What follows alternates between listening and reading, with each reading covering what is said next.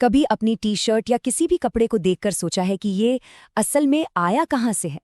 देखिए, ये सिर्फ कपड़े का एक टुकड़ा नहीं है, इसके पीछे एक बहुत लंबा और छिपा हुआ सफ़र है। आज हम रेशे से लेकर आपके पसंदीदा कपड़ों तक इस पूरी सीक्रेट स्टोरी को परत दर परत खोलेंगे। तो चलिए, इस कहानी की शुरुआत करते हैं दो बहुत ही जिज्ञासु स्टूडेंट्स, पहेली और बूझो के साथ, जो कपड़ों की एक बड़ी ही दिलचस्प पहेली में फंस गए थे। हुआ यूं कि एक साइंस क्विज जीतने के बाद पहेली और बूझो पहुंच गए कपड़े की एक दुकान में, पर उनकी ये एक्साइटमेंट जल्द ही कंफ्यूजन में बदल गई। क्यों?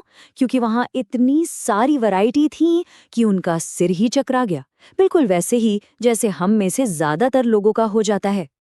और उन्होंने वहां देखा क्या क्या? अरे, हर तरफ बस कपड़ों की भरमार थी। कहीं सूती कपड़े थे तो कहीं सिंथेटिक फैब्रिक। एक तरफ ऊनी मफलर और शॉल टंगे थे तो दूसरी तरफ चमचमाती रेशमी साड़ियां। और फिर उन्हें दिखा कि अरे, बेडशीट, कंबल, तौलिए, ये सब भी तो अलग अलग तरह के कपड़ों से ही बने हैं। मतलब वैरायटी ही वैरायटी। तो इस पूरे रहस्य को सुलझाने के लिए ना, हमें सबसे पहली परत को हटाना होगा। और ये सब शुरू होता है तागों के ताने बाने से। तो सबसे बड़ा सवाल, कपड़े का एक टुकड़ा असल में है क्या? देखने में तो ये एक सॉलिड चीज लगता है ना? पर क्या ये सच में वैसा ही है जैसा दिखता है? इसका जवाब मिलता है जब हम इसे और करीब से देखते हैं। किसी भी कपड़े को अगर जूम करके देखें तो वो एक जाल जैसा दिखता है। ऐसा इसलिए है क्योंकि हम कपड़े में से एक अकेला धागा, जिसे तागा कहते हैं, खींचकर बाहर निकाल सकते हैं।